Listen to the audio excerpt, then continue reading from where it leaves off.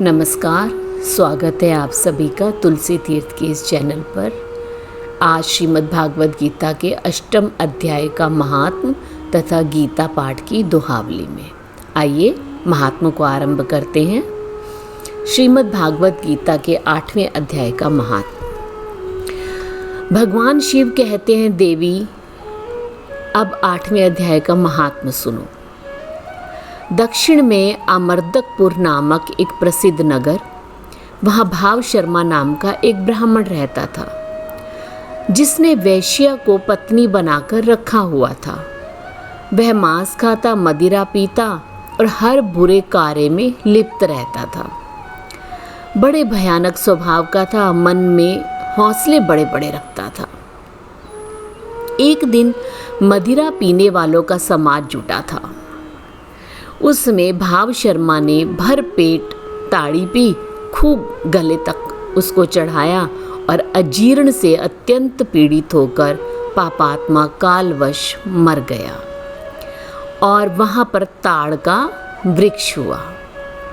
उसकी घनी और ठंडी छाया का आश्रय लेकर ब्रह्म राक्षस भाव को प्राप्त हुए कोई पति पत्नी वहाँ रहते थे।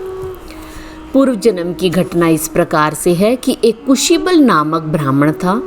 वेदांग के तत्वों का ज्ञाता था। उसकी स्त्री का नाम था कुमति। वह बड़े खोटे विचार की थी। वह ब्राह्मण विद्वान होने पर भी अत्यंत लोभवश प्रतिदिन भैंस का, काल पुरुष और घोड़े आदि बड़े दानों को ग्रहण किया करता था। परंतु ब्राह्मणों को दान में मिली हुई कौड़ी भी किसी को नहीं देता था। दोनों पति पत्नी कालवश मृत्यु को प्राप्त होकर ब्रह्म राक्षस हुए। भूख और प्यास से पीड़ित हुए तो घूमते हुए उसे ताड़ वृक्ष के नीचे आ गए और उसके मूल भाग में विश्राम करने लगे। पत्नी ने पति से पूछा, नाथ, हम लोगों का यह महान दुख कैसे दूर होगा? कब हम इस योनि से हमें मुक्ति मिलेगी? ब्राह्मण ने कहा कि ब्रह्म विद्या के उपदेश, अध्यात्म तत्व के विचार और कर्म विधि के ज्ञान बिना किस प्रकार संकट से छुटकारा हो सकता है। तो यह सुनकर पत्नी ने पूछा, किम तद ब्रह्मा, किम अध्यात्म, किम कर्म पुरुषोत्तम। उसकी पत्नी के इतना कहते ही कि आश्चर्य की घटना घटित हुई। उपर्युक्त वाक्य गीता के 8वें अध्याय का आधा श्लोक था। उसके श्रवण से वह वृक्ष उस समय ताड़ के रूप को त्याग कर भाव शर्मा ब्राह्मण हो गया और वह उस पाप के चोले से मुक्त हो गया। उस गीता के आधे श्लोक के महात्म से वे पति पत्नी भी मुक्त हो गए। उसके मुख से देवात ही 8वें अध्याय का आधा श्लोक मुख से निकल पड़ा। तदंतर आकाश से एक दिव्य विमान आया। दोनों पति पत्नी उस पर विमान पर आरूढ़ हुए स्वर्गलोक को चले गए। वहाँ सारा वृतांत तो आश्चर्यजनक था। उसके बाद बुद्धिमान ब्राह्मण भाव शर्मा ने आदर पूर्वक उस आधे श्लोक को लिखा। देव जनार्दन की आराधना करके इच्छा से मुक्तिदायिनी काशीपुरी में चला गया। वहाँ उस उदार बुद्धि वाले ब्राह्मण ने भारी तपस्या की और क्षीर सागर की कन्या भगवती लक्ष्मी ने हाथ जोड़कर देवताओं के भी देवता जगतपति जनार्दन से पूछा, नाथ, आप सहसा नींद त्याग कर क्यों खड़े हो गए? भगवान बोले, देवी, काशीपुरी में भगीरथी के तट पर बुद्धिमान भाव शर्मा मेरे भक्ति रस से परिपूर्ण होकर अत्यंत कठिन तपस्या कर रहा है। वह इंद्रियों को वश में करके गीता के 8वें अध्याय के आधे श्लोक का जप करता है। मैं उसकी तपस्या से बहुत संतुष्ट हूँ।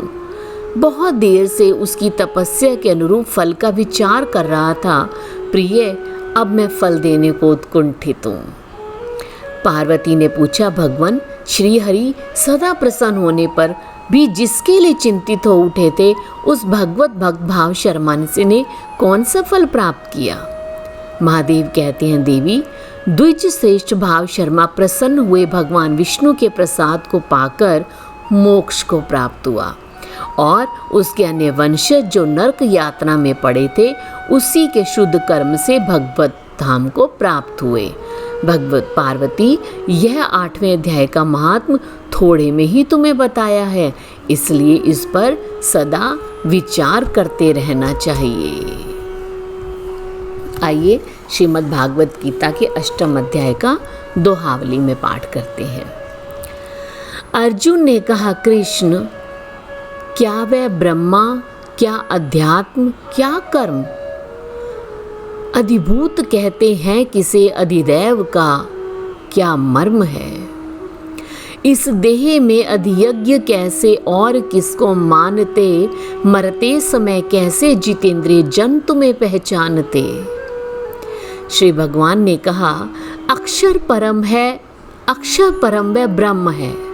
अध्यात्म जीव स्वभाव ही, जो भूत भावो उद्भव करे, व्यापार कर्म करता वही।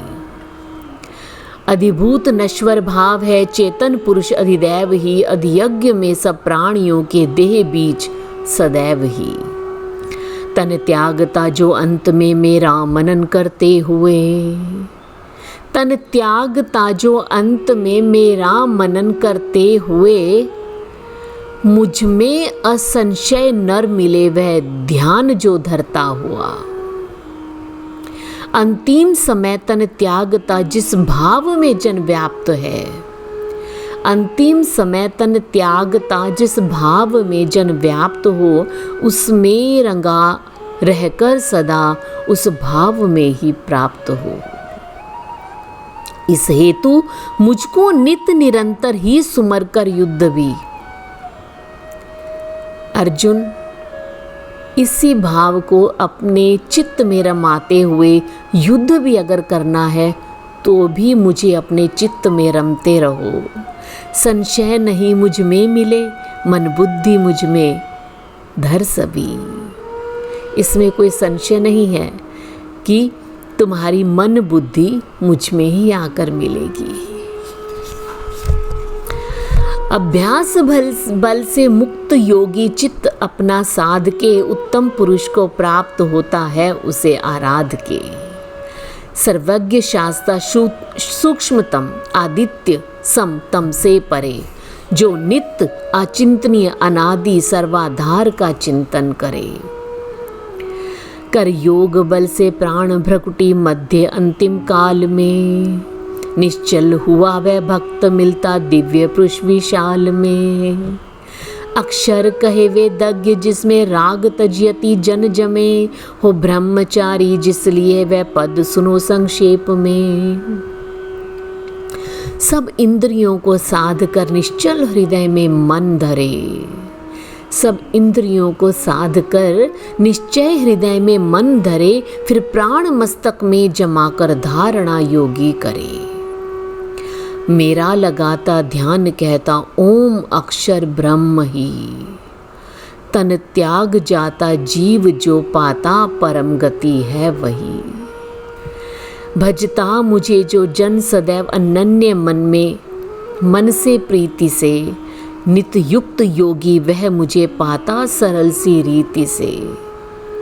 पाए हुए हैं सिद्धि उत्तम जो महात्म जन सभी, पाकर मुझे दुख धाम नश्वर जन्म नहीं पाते कभी। विधि लोक तक जाकर पुनः जन्म पाते हैं वह यही, पर पा गए अर्जुन मुझे वो जन्म फिर पाते नहीं। दिन रात ब्रह्मा की सहस्र युग बड़ी जो जानते, वे ही पुरुष दिन रैन की गति ठीक है पहचानते। जब हो दिवस अव्यक्त से सव्यक्त होते हैं तभी, फिर रात्रि होते ही उसी अव्यक्त में लय हो सभी। होता विवश सब भूत गण उत्पन्न बारंबार है, लय रात्रि में होता दिवस में जन्म लेता धार है। इससे परे फिर और ही अव्यक्त नित्य पदार्थ है, सब जीव विनशे भी नहीं वह नष्ट होता पार्थ है। कहते परम गति है जिसे अव्यक्त अक्षर नाम है, पाकर जिसे लौटे न फिर मेरा वही पर धाम है। सब जीव जिसमें है सकल संसार जिसमें व्याप्त है, पर वह पर पुरुष होता अनन्य सुभक्ति से ही प्राप्त है। वह काल सुन तन त्याग जिसमें लौटते योगी नहीं, मैं भी कहूँगा काल जब मर लौट कर आते ही। दिन अग्नि ज्वाला शुक्ल पक्ष छठ उत्तरायण मास में, तन त्याग जाते ब्रह्मवादी ब्रह्मा ही के पास में। फिर से इसको पढ़ना चाहती हूँ मैं। दिन अग्नि ज्वाला शुक्ल पक्ष छठ उत्तरायण मास में, तन त्याग जाते ब्रह्मवादी ब्रह्मा ही के पास में। निशी धूम्र में मर कृष्ण पक्ष छठ दक्षिणायन मास में, नरचंद्र लोक विशाल में बस फिर फंसे भवत्रास में। ये शुक्ल कृष्ण सदैव दो गति विश्व की ज्ञानी कहें, दे मुक्ति पहली दूसरी से लौट फिर जग में रहें। ये मार्ग दोनों जान योगी मोह में पड़ता नहीं, इस हेतु अर्जुन योग सुत सब काल में हो सब कहीं। जो कुछ कहा है पुण्य फल मखवेद से तपदान से,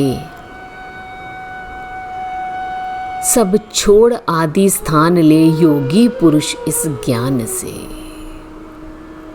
8वां अध्याय समाप्त। ओम तदसिति श्रीमद्भागवत गीता सुपनिषत्सु ब्रह्म विद्यायाम योग शास्त्रे श्री कृष्ण अर्जुन संवादे अक्षर ब्रह्म योगो नाम अष्टमो अध्याय। ये था हमारी गीता का 8वें अध्याय का दोहावली में पाठ तथा महात्म। आपने अपना कीमती समय दिया, आपका आशीर्वाद निरंतर बना हुआ है। मैं इसकी आभार व्यक्त करती हूँ आप सभी का। अगला पाठ 9वां अध्याय, अगले पाठ में आप सबसे फिर से मुलाकात होगी। तब तक के लिए बहुत बहुत धन्यवाद आप सभी का। नमस्कार।